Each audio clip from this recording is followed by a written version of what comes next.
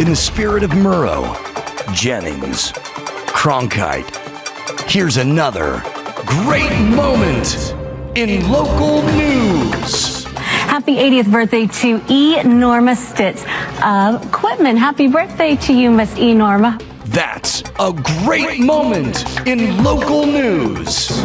Now, back to the Adam Carolla Show. All right. We got some Rock and Roll Hall of Fame. Because you guys, you live it, you play it, you've been there. Krayzie's from Cleveland. He's been there. Krayzie's from Cleveland. Oh, yeah. So there's, all right, Rock and Roll Hall of Fame. I don't like the idea that they spread into all the different genres. I think there should be a pop Hall of Fame and then a Rock and Roll Hall of Fame. What do you think? Thoughts? It should be one. One. Just one. It should Maybe be they rename the Rock and Roll Hall of Fame then, because the argument is that these are a lot of the inductees are not rock artists, right? Yeah. So it started that way. So, but now that like Eminem and Shaka Khan are not Don Cornelius. Or NWA. I mean, I kind of agree with that too, though. Like, why not just do a really big hip hop museum like like it's being done? Why not do a really big pop museum on the same level as the Rock and Roll Hall of Fame? You know what I'm saying? Like, I think it would. I agree. I think it would. That's right. They have like Holocaust museums. Yeah. But like Armenians from the Armenian genocide don't go, hey, we need a branch. You go, no, you get your own But museum I think the and your Rock own and Roll plaque. Hall of Fame is just it's a platform for other music as well. I know what you're saying, but it's like you go to Best Buy. Yeah, you're like, Best Buy is TVs, it's microwaves, it's everything. Rock and Roll Hall of Fame, to me, is just an umbrella. And it was named Rock and Roll Hall of Fame. Well, then, all right, what about, I just watched this stupid thing, Kate Bush. Kate Bush has got nothing to do with rock and roll. She's got one fucking hit. Yeah. She's a skinny chick. No one knows her nationality. And they got nothing to do with rock and roll. Zero to do. But, I mean, look, I love the Spinners. The Spinners got in. Spinners, you want to do yourself a favor, just get the best of the Spinners. It's just hit after hit after hit, and they're good. Yeah. I get the Spinners, not rock and roll, but lots of hits. I don't get Kate Bush. And I don't get, and also then they're trying to get like Devo in and these like sort of novelty pop bands that don't have any place there. Well, Kate Bush had just a year, like a straight year of just being. Jeffrey Dahmer had a year. I know. Where everyone knew That's who what I'm he saying. was. So I don't think I think in 20 years we're going to look back and be like, oh, Kate Bush. It's a mistake. It's a mistake. She has one song, at least that we're aware of. Yeah. That's what I'm saying. I don't even know who she is. That's my point. Her song was on Stranger Things. It became the number one song. We have two legends of rock and and legends of hip hop music, urban music, and you have no idea who fucking Kate Bush is, right? I don't. Okay. Do you know who Kate Bush is? No, I don't. You're from Cleveland, and you've sold 30 million records, and you have no idea who Kate Bush is. No. Okay, sorry, Kate Bush, you cannot be in the Rock and Roll Hall of Fame. Krayzie Bone doesn't know who you are. It all goes through Krayzie Bone. Yeah. If you don't know, you're not in. He grew up 3 blocks from the Rock and Roll Hall of Fame and then went on to sell 30 million records. He doesn't know who you are, bitch. Sorry. You can't get in. That's it. And then there's guys. I had this conversation with my son the other day. I was like, Ted Nugent, not in the Rock and Roll Hall of Fame. And he's like, how come? Because Ted Nugent is rock and roll. Like when you see pictures of him in a loincloth swinging on a vine across the stage with a Stratocaster strapped to his ass, you just listen to this riff. Krayzie, what's the non-hip hop style of music or artist do you spin the most that you just love? Man, I listen to like stuff like like Phil Collins, like stuff like Phil Collins. Police. Oh, nice. Like Duran, like stuff, like all kind of stuff. Because I grew up on that stuff just like I grew up on the hip hop and the soul music I grew up on. Like my father used to listen to everything. So Rod Stewart, all kind of stuff. You know what I'm saying? Like so I listen to all of it. So that's why I have a wide range of like music, you know what I'm saying? Like musical, because I come from all of that, like for real. Yeah, that's why Bone Thugs is so melodic. How do you feel about definitely Phil Collins not being in the Rock and Roll Hall of Fame? He's in with Genesis. That's But what he should also arguably be in as a solo artist, simply my for God. In the Air Tonight. Listen, It's amazing. couple things.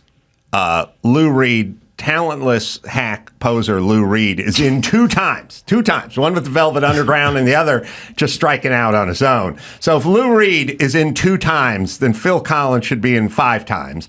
Number one. Number two, I did have to explain to my son. He was like, so then why isn't Ted Nugent in Rock and Roll Hall of Fame? I said, because it's fucking political and they've ruined their brand. Well, here's some other notable band leaders who are in with their band, but should be in solo as well.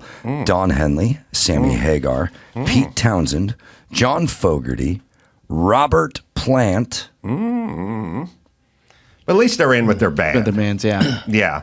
And by the way, Phil Collins remade Crazy Kind of Love, which is pathetic and sad. He should be kicked out he should be kicked out of the Genesis side of Rock and Roll Hall of Fame for rebooting the dumbest song from the 60s. I like Phil Collins, but he has some shit songs. Does it? Embarrassingly bad songs. Speaking of Lou Reed, though, so you were tweeting yesterday that you prefer the Burger King theme, The jingle. The voice of You the guys guy heard this who jingle? sings the Burger King theme song What is over the Lou theme Reed. song? Happy. Oh man, it gets stuck in your head. Man. This For is real. the best jingle to come out in over a decade, I think. Like, it's just a straight earworm. Yeah. Have it your way. It's such a jam. Yo, It sounds like Craig Robinson. yeah, Is it that is. him? No, he's hooked up with Pizza Hut. He's a Pizza Hut Oh, guy. that's right. Okay. Yeah. Yeah, it is. Wait, It's crazy. But the guy can't They the same really company, sing, though? but that's the beauty of it, Yeah, that's right? great. That's Wait, why. let's just That's hear why I it. like it. Let's just hear it clean one more time. The first 20 seconds of it. Yeah, but he has a better voice than Lou Reed. Fries or fries and rings, BK combo, so many things. Iced or frozen drinks your way, put some choice back in your day. At BK, have it your way. It's a little pitchy. The timing's a little off, It's but all that's what better makes it than Lou awesome. Reed. What's he say at the end? Roo roo. What? Well, you rule. Oh, you rule. Okay, I was like roo roo. You rule because you can afford a hamburger that's under $6. I found an extended version. This one's kind of nice. Chicken, Italian spicy bacon, chicken. It's like what Take Wesley one Willis bite wanted and to it all be. starts Yeah. clicking, crown up my day. Toasted bun and tasty royal sauce. Yeah. Got me buzzing, I'm the royal boss. Sauce it up. Crazy, you gotta track this guy down and collab. Yeah, for real. Hey, but, man, Is this this song guy was- black or white? This song was stuck in my head for like a week. Man. Yeah. For real. Who is this genius? I couldn't find it. It was just credited to Burger King, so they're not even not revealing letting who it on. is. Yeah. Wouldn't it be great if it was like Flo from the insurance company? You can't reveal it. Or what's his name from the State Farm? What's the new State Farm? Oh, dude? Jake from Jake State Farm. from Yeah. State Farm. Wouldn't he be crushing it if he was doing the BK song and hanging Yeah, out? but you with can't the- reveal that. It's like Michael Jackson. He had to change his name when he was on The Simpsons. Did That's Bone right. ever do like a theme song for anybody when when it was the biggest group in the world? Did y'all ever McDonald's ever approach y'all or anything like that, and y'all did a little catchy theme or anything? No. I think they was a little bit too scared. Oh, back then, yeah. Today Everybody you too would have got scared. it. Yeah. Today, but back then they was like, we want them thugs in here. Yeah, now you'd get your own meal. Oh, yeah, definitely. The whole Thugs meal. Definitely. Can I say this about the whatever rapper meal? You just adding barbecue sauce doesn't mean it's your own bespoke meal. It's a Big Mac, small fries, and a medium Coke, but I have barbecues. Like, that's not, don't make your own burger. You can't just add a condiment and put your name on it. For real. That's not a thing. I'm angry about that. Yeah. But I still argue that the BK singer has a better voice than 2-time inductee Rock and Roll Hall of Fame Lou Reed. But besides you, do you think people care who goes in there anymore? No, I'll tell you what I care. I'll tell you what I think. I have a bigger, more global theory. My global theory is that a lot of these Tiffany brands are fucking up their brand by getting too expansive and too whatever. There's it's like if you took a look, I'll just put it to you this way. We're getting away from the meritocracy of life. Kate Bush, it's like God, who's in? Okay, so I'll give you Joan Jett's in the Rock and Roll Hall of Fame. She has 2 hits. One of them's a cover, and she basically sucks. But she's a woman and she's a lesbian, and they go, we need to round it out. So she's in there for that reason. There's no possible other explanation why Ted Nugent is not in and Joan Jett is in. So you're hurting your brand when you do that. So if you took a look at the viewership for like the Oscars from like 25 years ago, it'd be like, well, they get 30 million views and the Super Bowl gets 30 million views. Now the Oscars get 6 million views and the Super Bowl gets 100 million views because it's a pure meritocracy. It's all the best. Whoever's the best teams, the best players, regardless, there is no Joan Jett playing cornerback for Kansas City. It doesn't exist. It's just who's the best athlete, who's the best player, and that's all this. So I think Rock and Roll Hall of Fame, Oscars, and a lot of these other things are hurting their brand by doing this all-inclusive stuff. It should be only based on your product, your music, your ability. That's what I'm saying. But how do you judge that? Because let's talk. Joan Jett has 2 shitty songs. But you're talking about 20 good songs. But you're talking about TV shows right now. I know what you're talking about, but you just mentioned TV shows. TV shows. Well, I'm saying movies, but TV shows. But let's talk about movies. Do you go by how much they make, or do you go by how good they are? Because the Oscars never give away movies that make the most money. They usually give them away to the movies that make $4 or $5 million in the box office. Well, that's a kind of a snobbery. Like they'll never give it to Top Gun. They should have. But that's the whole point. Like it made $1 billion and it was good. But they're snobs, so they got to go to the one with the subtitles with the couple. Well, that's what I'm saying. That's what I'm saying. I'm saying you're hurting your brand with your sort of snobbery. I mean, to me, what's that Ryan Reynolds character? Ken. Superhero. Deadpool is so good. Like one of those should have won something. Definitely. Man, definitely, it's so good. So they would never do it. They would probably never give it to a comedy, for instance, even though a comedy's like really hard to do, really hard to make. I would say like editing. Comedy should be up for best editing in movies just because comedic timing. Hold on a second. We found the singer of the Whopper song. Uh-oh. Does he have an album? His name's Crown from Crown and the Mob. Wait, is he the white guy or the black guy? We'll find out. I'm going with the black guy, but why would you show 2 people? I think this is a video that we'll watch. 100% convinced that this is Shem. Whopper, Whopper, Whopper, Whopper, Junior, Double, Triple, Whopper. And Shem, you have the words right there. If you could just remind us how close this is. Yep. Whopper, Whopper, Whopper, Whopper, Junior, Double, Triple, Whopper. Yeah, what is it? No, I think it's Crown from Crown and the Mob. That's who.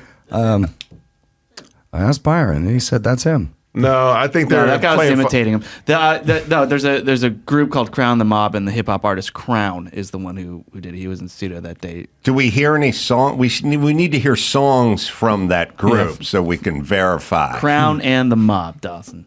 Do you mind if I ask? They also go by Whopper and the Pickles. So that's a tell. Can I ask Krayzie a question, please? Please. I always want to know this.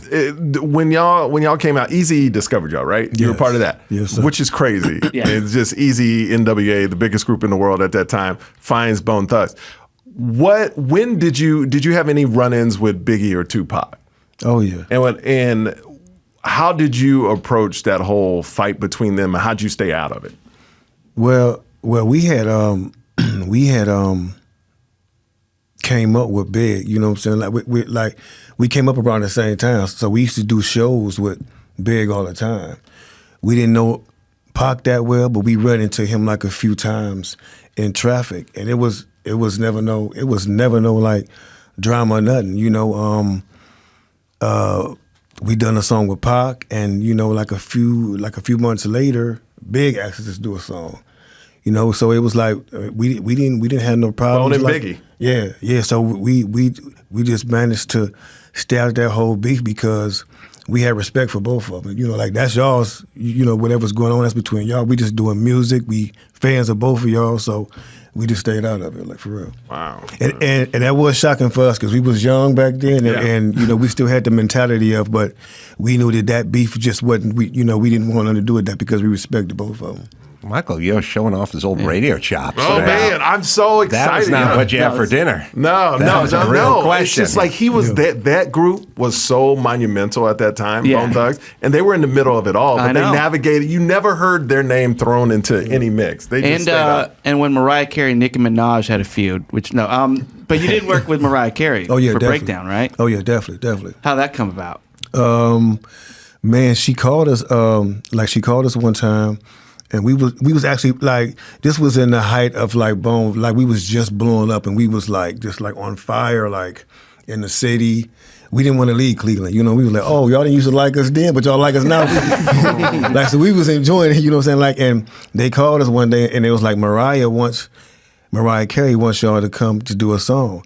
Now, I mean, we knew who she was, but we didn't understand at the time how big she was, because we was honestly contemplating on not going. Wow. We was like, what? Who is she, man? Like, you know what I'm saying? Like we was actually contemplating it, but then we was like, nah, man, let's go. Let's go ahead and do the song. So me and Wish got on the plane. We went out there, and man, like she laid it out for us. She had the weed and the liquor on a silver platter, man. Really? Nice. On a real silver platter. We was like, oh, okay, that's how she do it. You know what I'm saying? And man, we went in there. You know what I'm saying? We just like started vibing to the song. I think what's his name? I forget his name. But yeah, the producer was in there, and man, we just rocked it out. And then like we after everything was mixed, we got a call saying she want to shoot a video for it. We was actually on our way to go on tour in Europe, and they called us like 5 days before, like she want to shoot the video before y'all go to Europe. And we like went down there and shot the video, and it's one of her biggest songs, and one of the songs she loved the most. Definitely. That's awesome. Yeah. The song Breakdown? Yeah, Breakdown. Yep. Oh. There's a Boss Skaggs song called Breakdown. Oh, you know that? Yeah. I didn't know that. No. Is it a cover of Mariah Carey's song? No. Sorry, Adam. Is it called Breakdown or Breakdown Ahead? It's called Breakdown, but here's Mariah Carey's Breakdown. Mariah Carey also not in the Rock and Roll Hall of Fame. Let's do another news story. Oh, before that, just because this actually made news, and we talked about this with Exhibit when he was here last month. I asked him about what he thinks about the current rap scene, and he said that he wasn't impressed by it. He thought that it was going in a bad direction. I want to get your thoughts, Krayzie, and what do you think is going on with rap today? I mean, I think it's a lot of repetitive, sounding artists. I don't think it's like a lot of different variety of it. It's like we're being forced to listen to one kind of music, and there's so many other talented artists out there that's not being given a chance because they don't sound like what they're playing on the radio. So I think it's I think they need more people to just like be themselves and be different, not try to sound like everything that's out, like, because everybody sound like, look alike. It's like, be different. That's when the music was thriving, because in the 80s, 90s, you didn't hear artists sounding like each other. It's like that's the main goal now. It's like, if you don't sound like somebody, you can't come out now. So it's like, when is that cycle going to stop? Well, it's just maybe labels stop taking risks, right? Because they want people to establish audiences already. They want you to just sound like they know what they want to know. It works. Like when Bone Thugs came out, nobody sounded like them. No, because it was like NWA. You had Bone. You had Farside that just finished up. You had Biggie, Pac brought their own style. You had Tribe Called Quest that had their own style, and that's what was so good about it back then. Is now, like you said, after Kendrick Lamar blew up, everybody's trying to sound like Kendrick or like a lower version of him. How good is Drake, or how bad is Drake? Should we blame Drake? Okay, I will say this, and this is not a bad thing. Drake, to me, is the Taylor Swift of hip hop, and I say that with all respect because I like his music, but he's very catchy.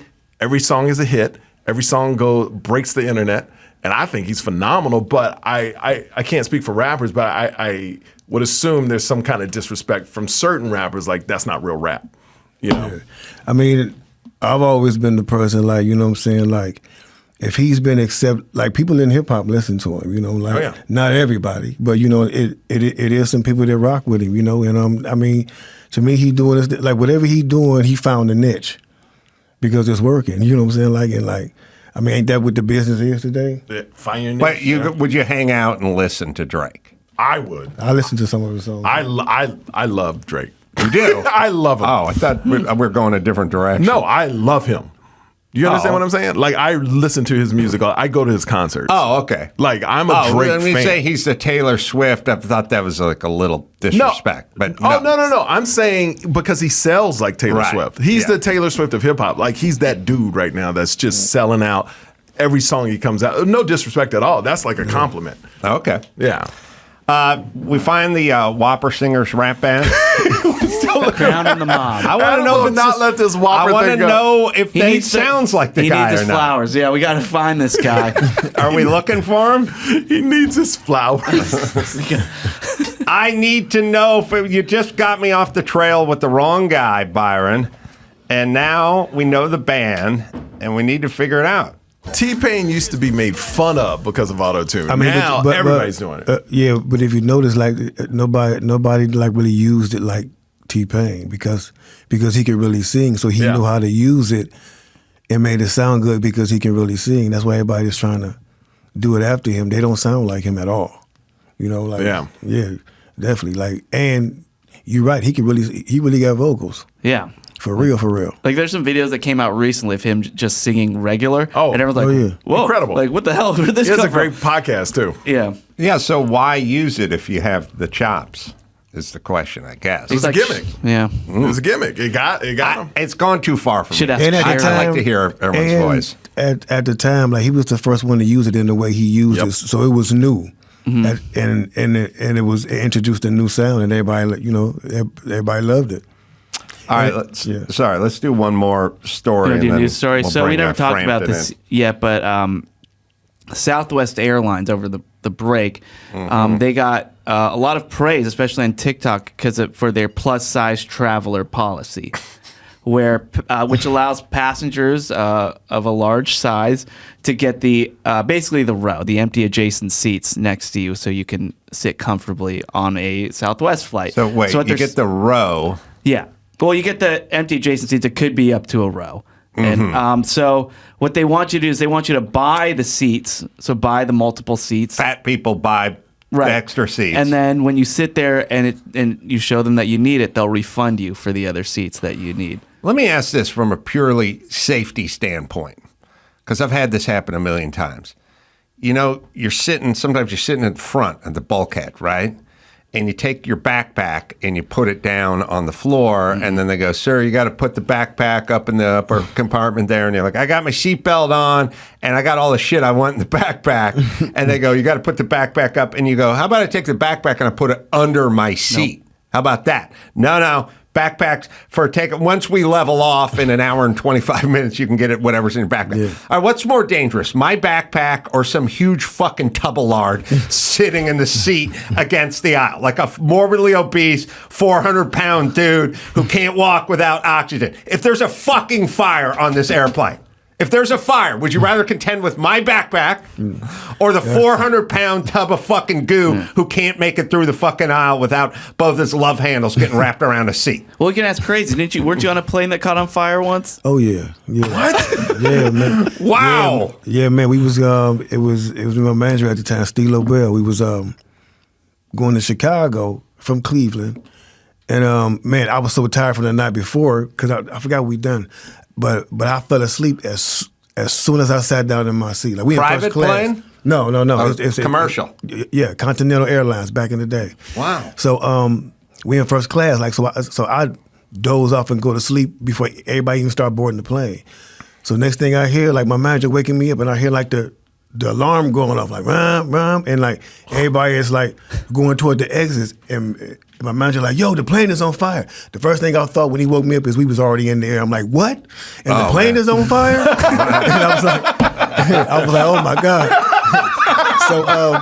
So when I saw everybody getting up, like it was like they was going to they was getting everybody on the slide, and I got to jump down the slide and slide down the thing. I was like, bro, it was crazy, man. I was like. You went down the slide. Yeah. Wow. So imagine if there was a 500-pound dude who was going to take all the fucking air out of the slide before your skinny ass jumped down. exactly. Would you be They had to go pissed? last. Yeah. They had to go last. Yeah. So you're saying big people shouldn't fly? I'm saying a couple things. Yes, please. Okay, couple things. Let me explain business to everybody. When they go like, well, we charge this or we charge that, or everything is passed along. It's all about fuel. It's all about Jet A, and it's all about weight.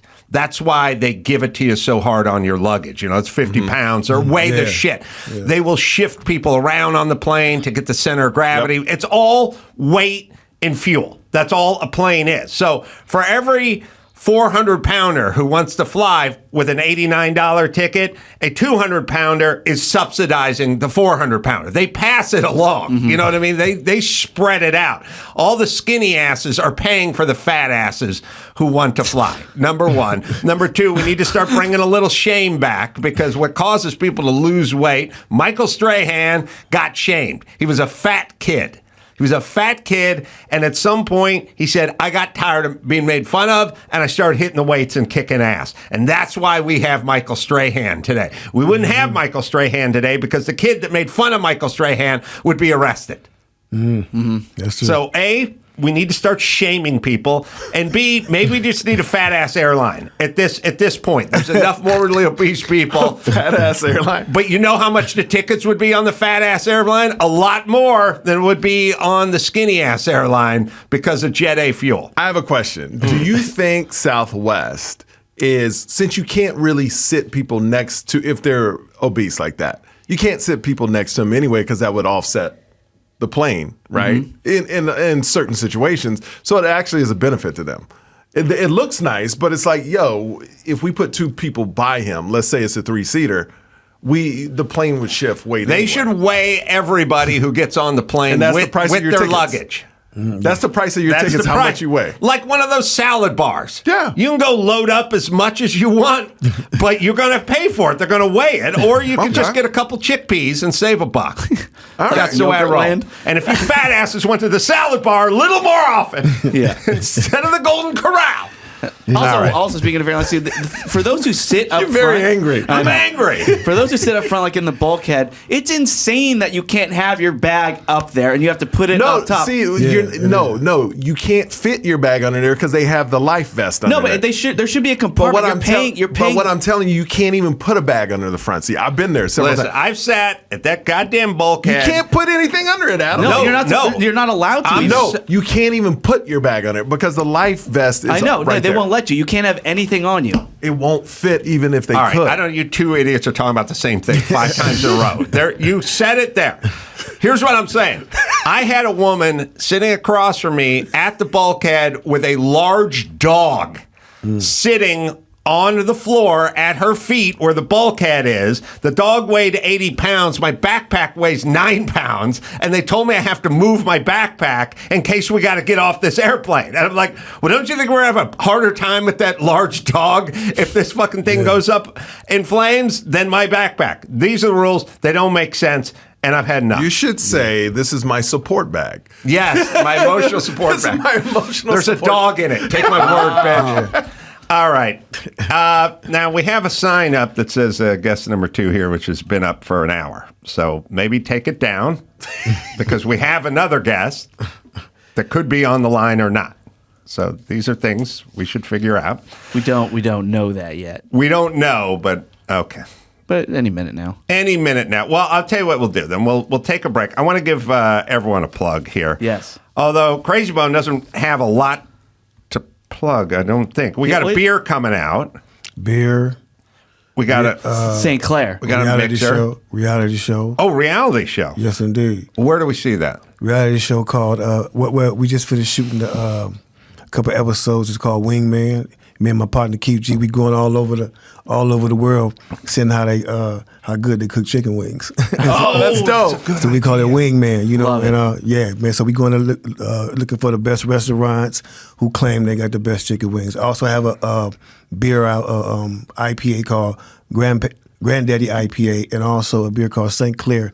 It's a light beer. Nice. Yes, There needs to be more light beers out there. Yeah. It's a light beer called St. Clair, you know. And so that's what I'm doing, man. And I'm about to go back on the road with Bone Thugs too. So yeah. Yes, sir. All right. On the move. So where can we go? Like, we want to find out tour dates or any of that stuff. Man, you can follow us on BTNH Live on Instagram or Krayzie_Bone on Instagram. And michaelyo.com. Lots of live shows everywhere. Is a great stand-up. My big one, Houston, February 3rd. I'm doing the House of Blues. It's my biggest venue I've done. So if you're in Houston, get those. San Antonio, I'll be there too. All right.